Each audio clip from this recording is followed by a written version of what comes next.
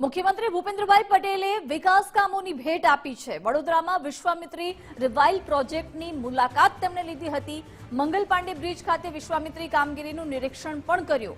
CM સાથે ભાજપના તમામ હોદ્દેદાર અને અધિકારીઓ પણ ઉપસ્થિત રહ્યા। મોબાઈલને લઈને મુખ્યમંત્રી ભૂપેન્દ્રભાઈ પટેલે હળવી ટકોર પણ કરી અને કહ્યું કે અહીંયા બધા જ મોબાઈલમાં વ્યસ્ત છે।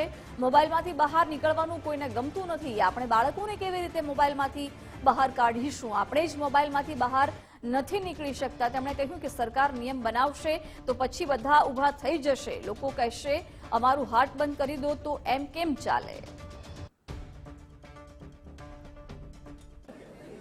એટલે તમારે આની અંદરથી બહાર નીકળવું પડે ને આપણે નથી નીકળી શકતા તો આપણા છોકરાઓને કેવી રીતે આમાંથી બહાર કાઢીશું? એટલે આપણે બધાએ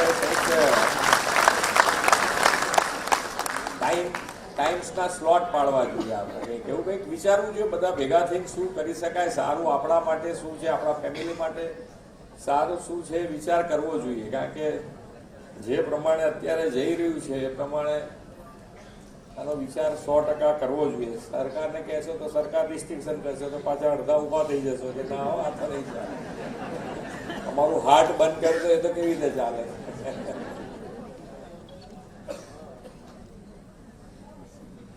પણ ગઈકાલે જ ગુજરાત ગૌરવ દિવસ 65મો આપણે ઉજવ્યો છે। એની આપ સૌને ખૂબ ખૂબ શુભેચ્છાઓ।